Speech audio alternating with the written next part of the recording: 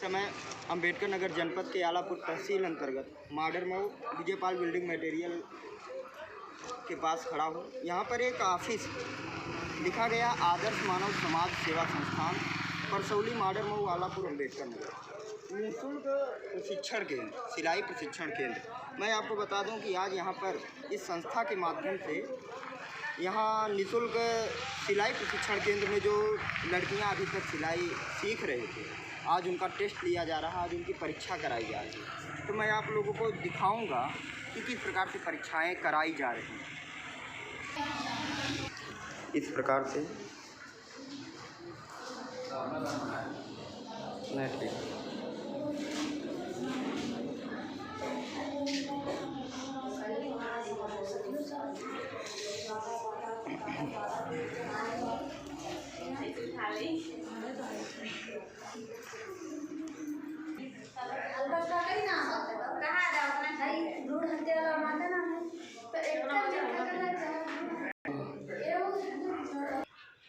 इस प्रकार से मैं वहाँ पर देखा कि बच्चियाँ किस प्रकार से सिलाई प्रशिक्षण की परीक्षाएं दे रही।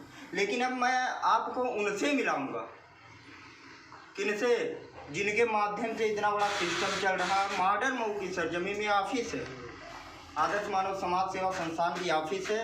मैं पहले आपको ये ऑफिस दिखाऊंगा कि आखिर वो ऑफिस कैसी है। मैं आपको दिखाना चाहूँगा तिरंगा झंडा यहाँ है, आप बैठे हुए हैं, वहाँ पर महापुरुषों की फ़ोटोज़ है और एक बेंच।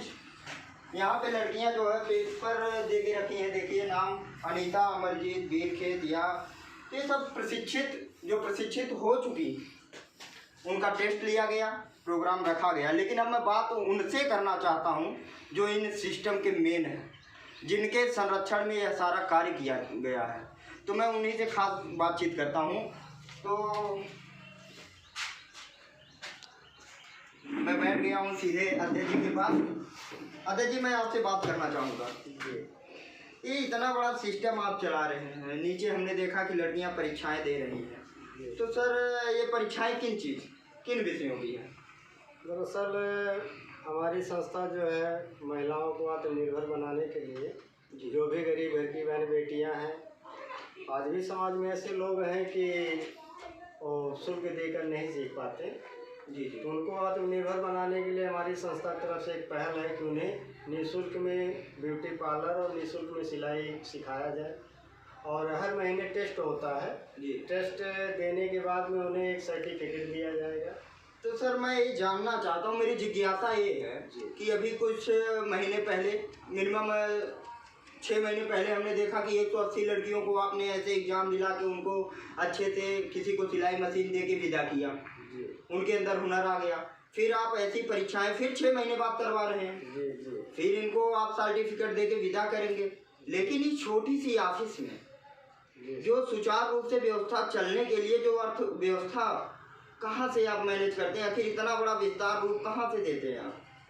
दरअसल हमारे जितने भी पदाधिकारी हैं, हमारा संस्था का दायरा वैसे 4-5 जिलों में बढ़ चला है जी, और जितने भी पदाधिकारी हैं सब पर्ची के माध्यम से चंदा एकत्रित करते हैं और उसी से मशीनें ली जाती हैं और उसी से जो भी कार्य किया जा रहा है, रूम का भाड़ा और मशीनों का खर्च, यहाँ तक कि जितने भी बहनें सीखने आती हैं उन्हें सुई, धागा, चाक सब जो है निःशुल्क है, कुछ चार्ज नहीं लिया जाता।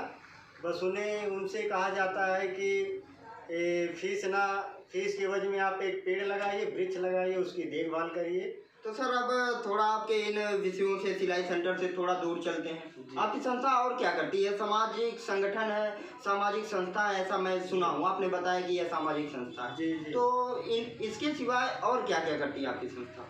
सर दरअसल संस्था हमारी जो है आज समाज में सभी लोग जागरूक हैं, लेकिन उस तरफ ध्यान नहीं देते। जैसे कि आज पर्यावरण को ले लिया जाए तो आज पेड़ पौधों की कमी हो रही है और लोग उस पर ध्यान नहीं दे रहे हैं, और इस वजह से इतना प्रदूषण है कि जो इसके समय जो पहले 100 साल लोग जीते थे, आज 50 साल जीना भी दुर्लभ हो रहा है। तो उद्देश्य है कि आने वाली पीढ़ियों को बचाया जाए और लोगों को जागरूक किया जाए। अभी बरसात के मौसम हमारी संस्था ने विभिन्न स्थानों पे कई हज़ार पेड़ लगाने का कार्य किया और पर्यावरण से जल संरक्षण को भी हम लोग बचाने का प्रयास कर रहे हैं। जल संरक्षण करने के उपाय गांव-गांव में मीटिंग के माध्यम से बता रहे हैं। और समाज में जैसे कुछ कुरीतियाँ हैं, दहेज प्रथा हुआ, भ्रूण हत्या हुआ, इसके प्रति जो है लोगों को बता रहे हैं, जागरूक कर रहे हैं। और आज संस्था में इसी कार्य को देखते हुए लगभग 3-3.5 हज़ार महिलाएं और बहन बेटियां इस संस्था से जुड़ चुकी हैं, ताकि समाज से इस कुरीति को हम लोग मिटा सकें। मेन लक्ष्य आपका क्या है? संस्था क्यों बनाए आप? सर, मेन लक्ष्य है कि मेन लक्ष्य तो हमारा है कि आने वाली पीढ़ियों को बचाया जाए। लेकिन सर, मैं जहाँ तक जानता हूँ, एक व्यक्ति जब जन्म लेता है जी, वो प्रौढ़ावस्था युवावस्था में जाता है तो उसकी एक जिम्मेदारी ये बन जाती है, वो अपने परिवार के लिए जीता है, जी। अपने लिए जीता है, अपना घर बनाता है।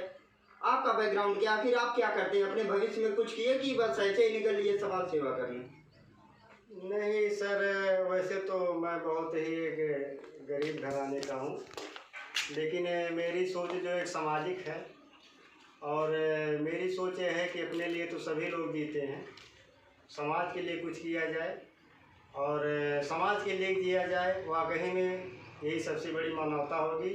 और मेरे ही विचारों से आज मेरे संस्था में कईयों हज़ार लोग जुड़े हैं, जो मेरे विचारों को आत्मसात करते हुए समाज सेवा का कार्य कर रहे हैं। सर, उसमें से मैं भी एक हूँ। जी जी, मैं भी एक हूँ। ये मानिए, मैं आपसे बहुत प्रभावित हुआ हूँ। आपका कार्य, मैं बता दूं, बड़े बड़े लोग होते हैं, बड़े बड़े नेता हो जाते हैं, पैसों के मामले में काफ़ी ऊंचाइयां छू लेते हैं, लेकिन इस प्रकार की भावना जो है मानव सेवा के प्रति, मैं तो अभी इस क्षेत्र में आप ही ऐसे हमें मिले जिनकी भावना इस प्रकार से है, तो हमें आपसे मिलकर बहुत खुशी हुई। सर, बहुत अच्छा काम कर रहे हैं। हमारे लायक जो भी सेवा होगी आप बताइएगा, हम आपके लिए बराबर निरंतर प्रयास करेंगे कि हम आपका जितना हो सके इस समाज सेवा के कार्यों में आपकी मदद कर सके।